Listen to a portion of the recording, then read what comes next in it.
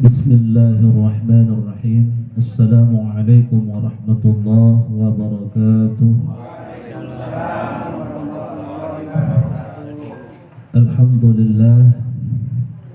Alhamdulillahilladzi khalaqal insana fi ahsani taqwim. Ashhadu an la ilaha illallahul latiful khabirul halim. Wa ashhadu anna Muhammadan abduhu wa rasuluhur raufur rahim. Allahumma salli ala sayyidina Muhammadin wa ala alihi wa ashabihi wa rasulillahi ajma'in, amma ba'd.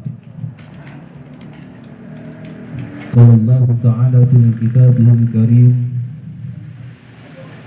a'udzu billahi minasy syaithanir rajim. Bismillahirrahmanirrahim. Ya ayyuhalladzina amanu taqullaha wabtaghu ilaihil wasilah wajahidu fi sabilihi la'allakum tuflihun. Sadaqallahul azim wa sadaqallahu rasulul karim. Wala hawla wala quwwata illa billahil aliyyil azim. Al-mukarram wal muhtaram, kepada para alim ulama, para asatid, para haji, bapak-bapak, ibu-ibu, jamaah takziah yang insyaallah semoga selalu dalam kemuliaan Allah Subhanahu wa ta'ala. Dan terwabil khusus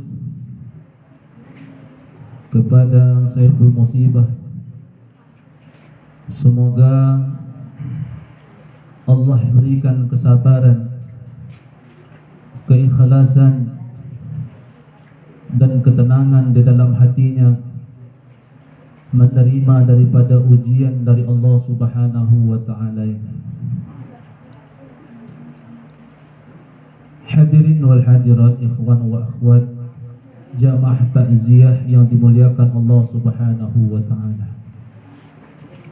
Pertama-tama, marilah kita sama-sama panjatkan puja dan puji syukur kehadirat Allah Subhanahu wa ta'ala, di mana malam hari ini Allah masih berikan kita nikmat sehat, nikmat Islam dan nikmat iman. Karena saudaraku, tanpa izin Allah Subhanahu wa ta'ala, demi Allah, kita tidak akan mungkin mampu melangkahkan kaki kita walaupun satu langkah dari rumah kita masing-masing. Tanpa seizin Allah, tidak satu huruf Al-Quran pun mampu kita baca malam hari ini. Dan tanpa seizin Allah, tidak mungkin yang fakir ilmu ini bisa berdiri di tengah-tengah daripada jamaah sekalian. Untuk itulah, marilah kita wujudkan rasa syukur kita kepada Allah Subhanahu wa ta'ala dengan bagaimana kita mengistiqomahkan, mengerjakan daripada apa-apa yang Allah perintahkan kepada kita, dan kita berupaya semaksimal mungkin untuk menjauhi daripada apa-apa yang telah Allah benci dari kita. Salawat teriring salam semoga selalu terlimpah curah kepada baginda alam, yaitu Habibana wa Nabiyyana Muhammad sallallahu alaihi wasallam.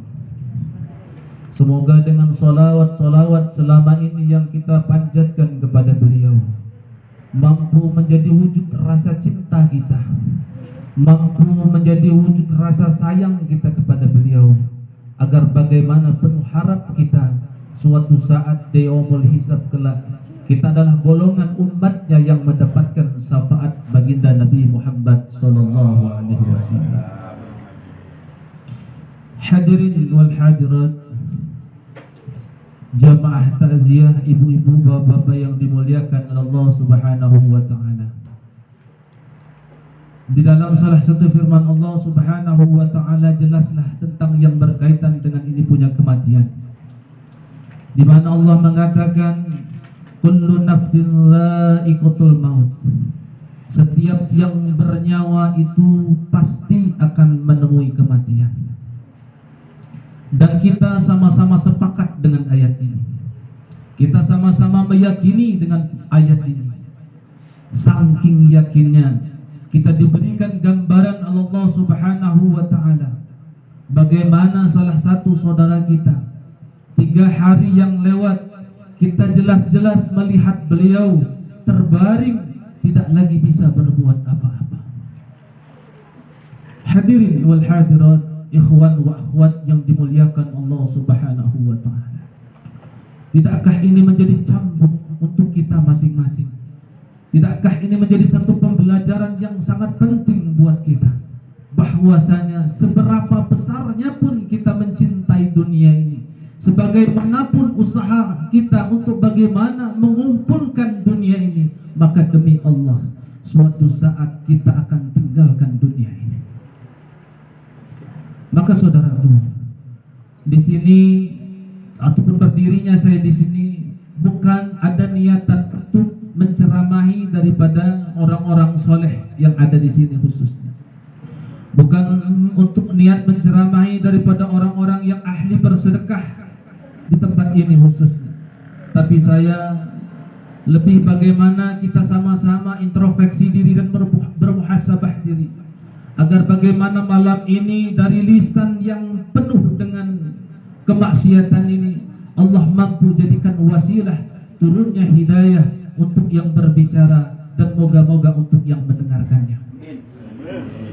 Hadirin wal hadirat wan wa akhwat, Bapak Ibu yang saya sangat cintai. Untuk itu masih teringat, mungkin masih terlihat di pelupuk mata kita, bagaimana juga salah satu guru kita, salah satu ulama di Wekandis di seputaran Jatimulyo khusus, bagaimana Al-Ustadz Samsul Ma'arif, yang mana mungkin beberapa bulan yang lewat beliau ada di tengah-tengah kita. Beliau ada di saat kita berkumpul seperti ini. Hari ini, malam Rabu ini, tanggal 13 ini, Ustadz Samsul tidak ada lagi di tengah-tengah kita. Ini menjadi satu cermin buat kita semua, Bapak Ibu sekalian, saudaraku, bahwasanya minggu depan, bulan depan, tahun depan, ada beberapa di antara kita ini yang suatu saat tidak akan mungkin lagi hadir di tengah-tengah keramaian ini. Maka kita pastikan pun suatu saat kita akan menyusul guru kita, yaitu Ustadz Samsul Ma'arif. Kita akan menyusul Bapak Haji Mulyanto. Maka demi Allah saudaraku, mari kita sama-sama persiapkan untuk perjalanan yang luar biasa panjangnya. Kita sama-sama persiapkan bagaimana sakitnya sakaratil maut, bagaimana kita memasuki alam kematian, di mana itu adalah bukan akhir daripada segalanya, tapi adalah awal daripada kehidupan yang sesungguhnya. Maka dalam salah satu hadis baginda Nabi Muhammad SAW, beliau mengatakan, jadikanlah kematian itu menjadi satu pembelajaran yang sangat penting untuk kalian, karena kematian mampu menyadarkan kalian daripada mahabbah dan kecintaan kalian yang begitu besar terhadap dunia ini. Saudaraku, jamaah takziah yang dimuliakan oleh Allah Subhanahu wa taala, di sini tentunya bukan cuma diri pribadi, tapi semua saya yakin kita sama-sama bercita-cita, berangan-angan, memimpikan bagaimana di penghujung kehidupan kita bisa dalam keadaan husnul khatimah. Kita sama-sama merindukan bagaimana suatu saat kita bisa meninggal dalam keadaan tersenyum. Kita sama-sama bagaimana merindukan, bagaimana suatu saat kita berharap dengan Allah, bagaimana suatu saat kita dijemput Allah Subhanahu wa ta'ala sedang bersujud di masjid-masjid Allah. Saudaraku, apakah ini bisa serta-merta terjadi begitu saja tanpa adanya usaha? Mimpi saudaraku.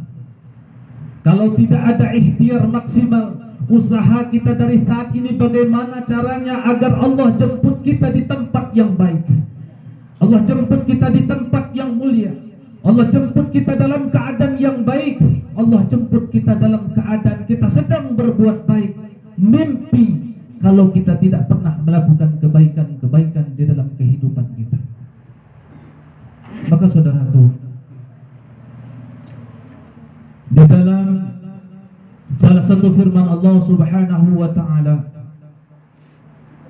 Allah sama-sama mengajarkan kepada kita selaku hambanya, di mana Allah berfirman, ya ayyuhalladzina amanu taqullah, hai orang-orang yang beriman, bertakwalah kepada Allah, wabtaghu ilaihil wasilah, dan carilah jalan-jalan yang bisa mendekatkan dirimu kepada Allah Subhanahu wa ta'ala. Wajahidu fi sabilih, dan berjuanglah kamu di jalan Allah, la'allakum tuflihun, agar kamu sekalian beruntung. Saudaraku, jelas pembelajaran dari ayat ini adalah bagaimana semasa sisa umur kita yang telah Allah berikan daripada sisa umur kita saat ini, marilah kita sama-sama berjuang memanfaatkan daripada sisa umur yang ada. Kita cari tempat-tempat yang mampu mengingatkan kita kepada Allah Subhanahu wa ta'ala. Kita cari majlis-majlis zikir, kita cari pondok-pondok pesantren, kita dekati masjid-masjid Allah, kita berteman dengan orang-orang saleh, kita rangkul para alim ulama yang mampu dengan wasilah itu mengingatkan kita kepada Allah dan menimbulkan cinta kita kepada Allah Subhanahu wa ta'ala. Karena saudaraku, sudah menjadi sifat manusiawi, kita sebagai manusia akan timbul rasa cinta kita apabila hari-hari kita bergelut dengan sesuatu itu. Contoh, hari-hari pikir kita bagaimana memikirkan istri kita bisa bahagia, bagaimana kita pergi pagi pulang sore, ya kan? Bisa membelikan pakaian buat istri kita, bagaimana kita pergi pagi pulang sore bisa membawa sekepok uang buat istri kita. Makin kita berjuang memikirkan istri kita, makin kita korban dengan istri kita, maka sungguh tanpa kita sadari makin cinta kita dengan istri kita. Maka saudaraku, untuk mencintai Allah itu tidak semerta-merta Allah kasih begitu saja, tapi kecintaan kepada Allah itu adalah anugerah yang sangat tidak ada nilainya. Maka tidak akanlah mungkin datang kecintaan kita kepada Allah sedangkan kita berjuang untuk Allah pun tidak pernah. Bagaimana mungkin mahabbah kita kepada Allah akan hadir kalau kita suka hitung-hitungan dengan Allah? Maka para sahabat dulu digelar radhiyallahu anhu, mereka berjuang saudaraku, habis mereka punya harta, siap mereka korbankan nyawa untuk bela ini agama. Lalu yang jadi pertanyaan untuk kita saudara, apakah sudah kita perjuangkan, sudah kita pernah habiskan kita punya harta, atau paling tidak 50% harta kita keluarkan untuk perjuangan agama? Atau sebaliknya, kita takut dengan harta kita keluarkan, kita takut dengan kemiskinan, padahal Allah berjanji, hei manusia, keluarkan hartamu, sedekahkan hartamu, apa yang engkau keluarkan, 1 butir yang engkau keluarkan akan kubalas 10 butir, akan kubalas 10 kebaikan. Dari 10 kebaikan itu akan berbuah berarti menjadi 100 kebaikan. Yakinkah kita dengan janji Allah? Lalu kenapa kita masih takut? Saudaraku, tidak akan mungkin hadir rasa cinta tanpa pengorbanan. Kenapa kita begitu sayang dengan anak keturunan kita? Kenapa kita begitu takut anak kita jatuh dari sepeda? Karena hari-hari kita pikirkan anak kita. Hari-hari kita berjuang buat anak kita. Hari-hari kita mati-matian buat anak kita. Kepala jadi kaki, kaki jadi kepala. Kita korbankan apapun yang bisa membahagiakan kita punya anak. Maka semakin kita berkorban untuk anak kita, semakin takut kita kehilangan anak kita. Dan tanpa kita sadari, saudaraku, anak dan istri kita, harta yang kita punya, sudah mampu menyekutukan Allah Subhanahu wa Ta'ala. Memang di zaman sekarang tidak ada lagi, saudaraku, kita bisa menyembah berhala seperti Lata dan Uzza. Tidak mungkin lagi terjadi. Tapi berhala-berhala di akhir zaman adalah kita yang menciptakan dalam hati-hati kita masing-masing. Tanpa kita sadari, kita telah jadikan istri-istri kita berhala. Tanpa kita sadari, kita telah jadikan anak-anak kita berhala. Tanpa kita sadari, kita telah jadikan kendaraan-kendaraan kita berhala. Tanpa kita sadari, kita telah jadikan uang-uang kita berhala. Kenapa? Karena apapun yang kita kumpulkan itu lebih kita cintai daripada Allah Subhanahu wa Ta'ala. Saudaraku, Allah itu maha cemburu, saudara. Allah itu maha cemburu. Allah tidak akan pernah biarkan seorang makhluknya ataupun seorang hambanya yang mencintai sesuatu ciptaannya melebihi daripada mencintainya. Maka kalaupun itu terjadi, tunggu, kata Allah, apapun yang dia cintai itu bukan akan membawa rahmat dalam dirinya. Apapun yang dia cintai itu tidak akan mungkin membawa keberkahan dalam rumah tangganya. Tapi apa yang dia cintai itu akan mengundang daripada malapetaka dan murkanya Allah Subhanahu wa Ta'ala. Maka wajar Bapak Ibu sekalian, kita punya anak kadang-kadang sudah kita sayang, sudah kita elus-elus, apa maunya kita turutin. Ya Pak ya, ya Bu ya. Begitu sudah kita turutin, tiba-tiba setelah kita boro-boro memberikan satu kebahagiaan buat kita, malah terkadang buat tangisan air mata orang tuanya. Boro-boro membahagiakan kedua orang tua, yang ada malah justru membuat menderita orang tuanya. Kenapa? Karena Allah sedang tunjukkan, kamu mencintai anak kamu itu melebihi mencintai aku, kata Allah. Maka anak yang kau cintai itu bukan akan membawa maslahat untuk kamu, tapi akan membawa mudarat dan malapetaka dalam rumah tangga. Apapun Bapak Ibu sekalian, begitupun kalau kita mencintai harta melebihi cinta kita dengan Allah Subhanahu wa Ta'ala, pastikan suatu saat harta itu akan menjadi malapetaka buat kita. Pastikan harta itu akan membawa bencana di dalam rumah tangga kita. Kenapa? Karena Allah telah cemburu dengan harta tersebut. Saudaraku, ini adalah satu tips buat kita bagaimana suatu saat ingin mendapatkan di penghujung kehidupan kita husnul khatimah. Karena saudaraku, kematian itu sangatlah pedih, saudaraku. Janganlah pernah kita main-main dengan kematian ini. Jangan pernah kita sering hari ini saja, bulan ini, minggu ini 3 nyawa Allah jemput. Apakah itu tidak menjadi satu pembelajaran buat kita? Jangan sampai sesering itu kita melihat kematian menjadi satu pembelajaran buat kita, tapi tidak sedikit pun perubahan terjadi dalam diri kita.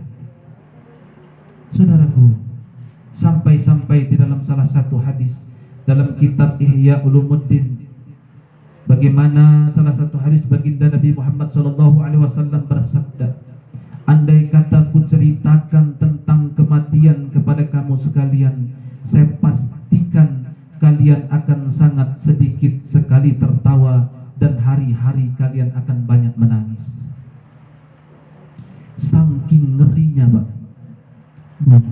saking ngerinya kematian. Dan sakaratil maut itu, ibu bapak sekalian, bergantung dengan kita punya hati. Semakin kita cinta dengan dunia ini, semakin kita takut dengan dunia ini, kehilangan dengan dunia ini, semakin susah ruh itu diangkat dari jasad. Saya beri perumpamaan Bapak Ibu sekalian. layaknya tanaman, semakin menghujam dia ke bawah, semakin susah untuk ditarik. Begitupun ruh manusia, semakin cinta dan melekat hatinya dengan dunia ini, maka semakin susah malaikat untuk mengangkat ruhnya dari jasad. Maka saudaraku, pesan Syekh Abdul Qadir Al-Jalani, beliau mengatakan, hai saudaraku, cukuplah dunia itu kau taruh di tangan saja, jangan kau taruh di dalam hati, karena itu akan mempersulit di saat engkau sakaratil maut kelak. Ini jadi satu pelajaran buat kita Bapak Ibu sekalian. Marilah kita sama-sama bermuhasabah malam hari ini. Kita sama-sama introspeksi diri malam hari ini. Apapun yang kita rasakan, mungkin saja ini adalah hasil daripada perbuatan kita di masa lalu. Kita harus banyak-banyak beristighfar, banyak-banyak menguraikan air mata. Yakinlah Allah tidak pernah melihat masa lalu kita. Yang Allah lihat adalah di akhir penghujung kita. Mampu tidak kita memanfaatkan daripada sisa umur yang ada? Mampu tidak kita memberikan satu kemanfaatan baik buat diri kita ataupun buat agama Allah Subhanahu wa ta'ala? Saudaraku, kalau kita cuma fikir anak istri saja, apa bedanya kita dengan hewan? Hewan pun pikir anak istri, saudara. Mereka bagaimana berupaya anaknya ini dikasih makan. Bagaimana kalau istrinya diganggu, dia terkam. Tapi manusia yang Allah ciptakan, bagaimana dia bisa manfaat untuk anak istrinya, dan dia bisa membawa maslahat untuk dia punya agama. Dan Allah titipkan anak-anak istri kita, bukan cuma sebatas Allah titipkan begitu saja, tapi itu menjadi PR besar kita untuk bagi sebagai seorang suami. Bagaimana membawa mereka, memahamkan mereka di jalan Allah Subhanahu wa ta'ala, memahamkan mereka dengan agama Allah Subhanahu wa ta'ala. Sampai kapan Pak Ustaz? Sampai mereka, anak istri kita, mampu mencintai Allah dan Rasulnya melebihi cinta mereka dengan kita. Apakah mungkin? Mungkin Pak. Mungkin. Karena itu yang diharapkan Allah Subhanahu wa ta'ala. Kenapa itu tidak terjadi? Karena hari-hari kita dengan anak istri kita tidak pernah bicara agama, melainkan bicara dunia saja. Maka wajar kalau dalam hati istri dan anak-anak kita begitu cinta mereka dengan dunia, sampai-sampai di suatu saat nanti karena dunia tersebut mereka membangkang dengan kedua orang tuanya. Dan maka Bapak Ibu sekalian, jangan pernah kita merasa aneh kalau anak kita membentak kita, kalau anak kita suruh sholat tidak mau, kalau anak kita suruh berhijab tidak mau. Kenapa? Kita selaku orang tua yang harus banyak-banyak beristighfar. Apakah dulu di masa kecilnya kita kenalkan mereka dengan agama? Apakah dulu pada saat kecil mereka lebih banyak mereka di majelis taklim, atau justru malah di internet?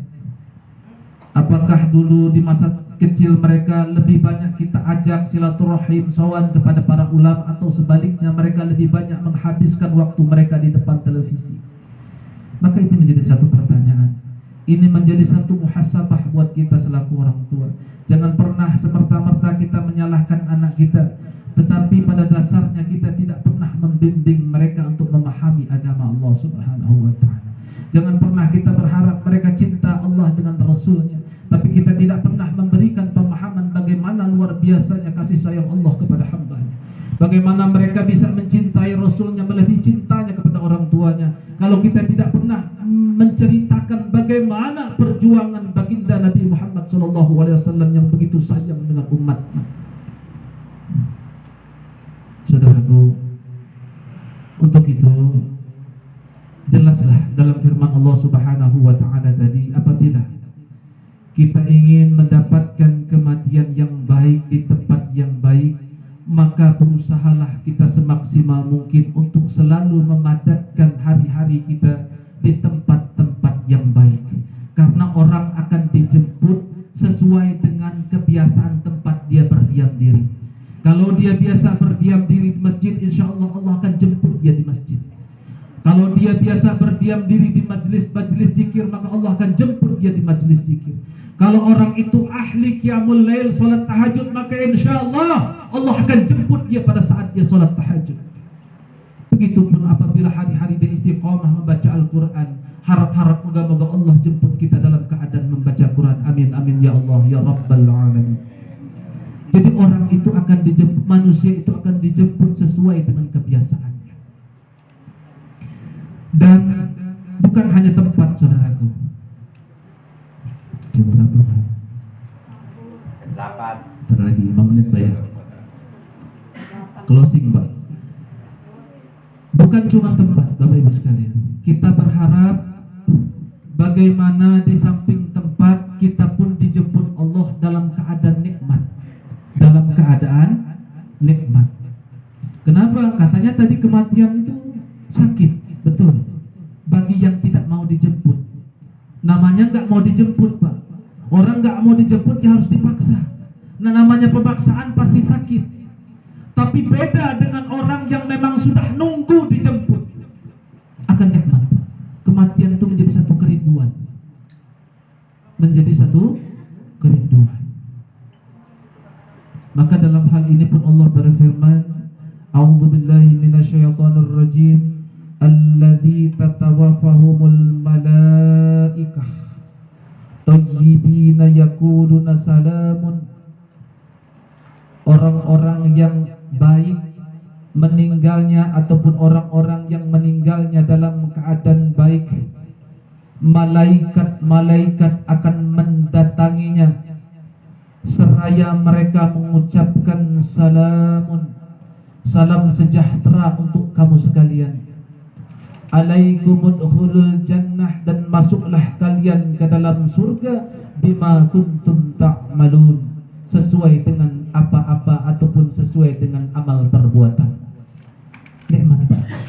Jadi begitu sopannya malaikat menghampiri kita, begitu sejuknya salam mereka untuk kita dalam menyambut kita untuk hijrah dari alam dunia ke alam barzah. Maka saudaraku, untuk kita mendapatkan ketenangan daripada di dalam kematian kita, kita coba bersihkan hati kita dari sifat-sifat syirik. Satu, pada saat kita mampu menghilangkan rasa aku dalam diri kita, sifat syirik yang menduakan Allah dalam hati kita, bukan cuman kita akan mendapatkan hadiah husnul khotimah, tapi di masa hidup kita di dunia ini akan mendapatkan ketenangan dari Allah Subhanahu wa ta'ala.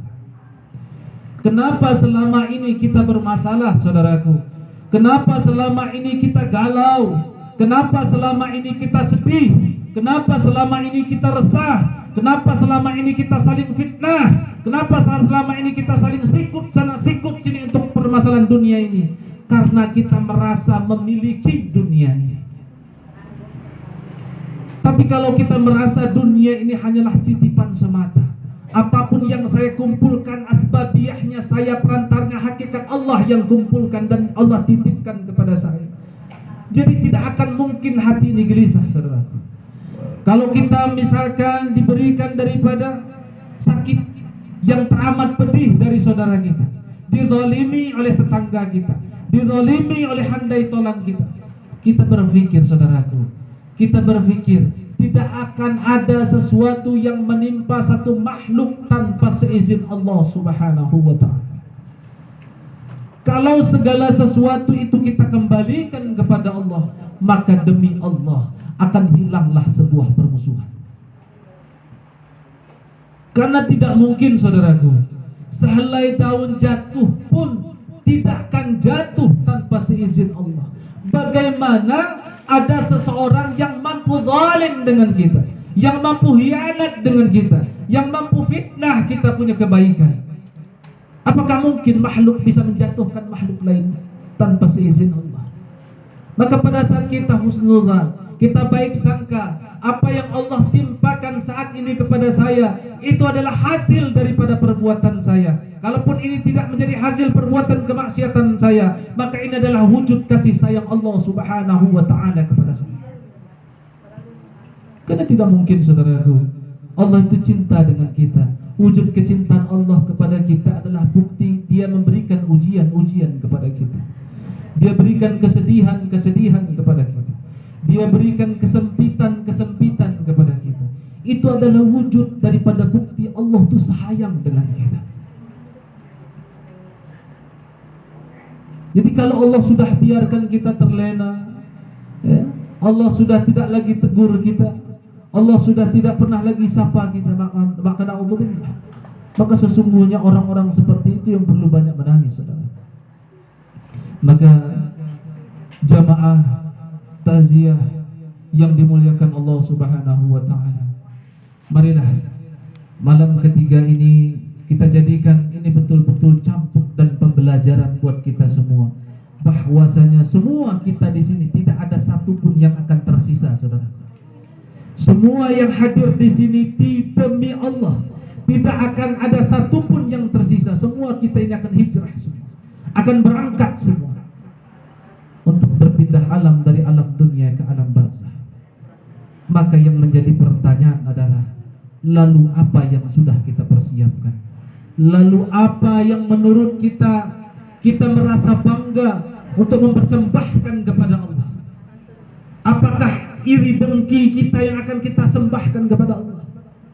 Apakah rasa hasud kita yang kita dengan bangga ingin mempersembahkan kepada Allah? Apakah kekikiran kita selama ini yang akan kita persembahkan kepada Allah?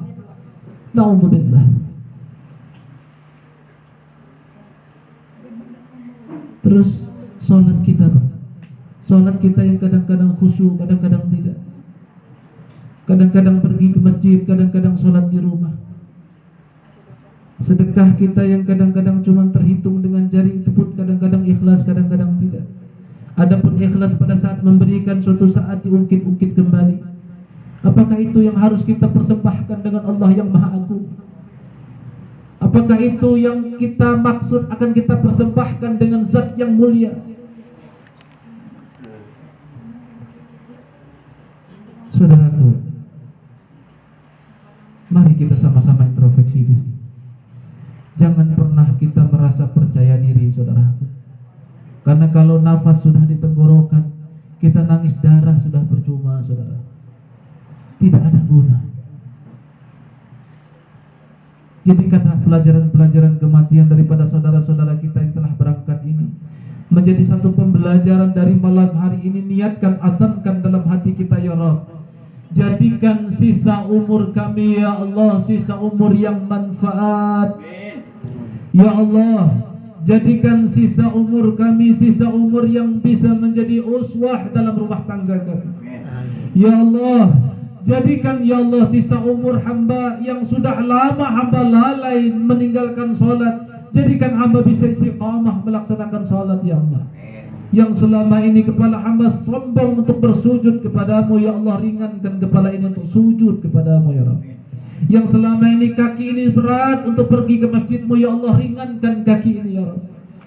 Yang selama ini mata ini berat untuk membuka pada saat sholat malam Engkau panggil, ya Allah, bukakan dan beri kekuatan hamba untuk menangis di sejadah, ya Allah, atas dosa-dosa hamba yang telah lalu.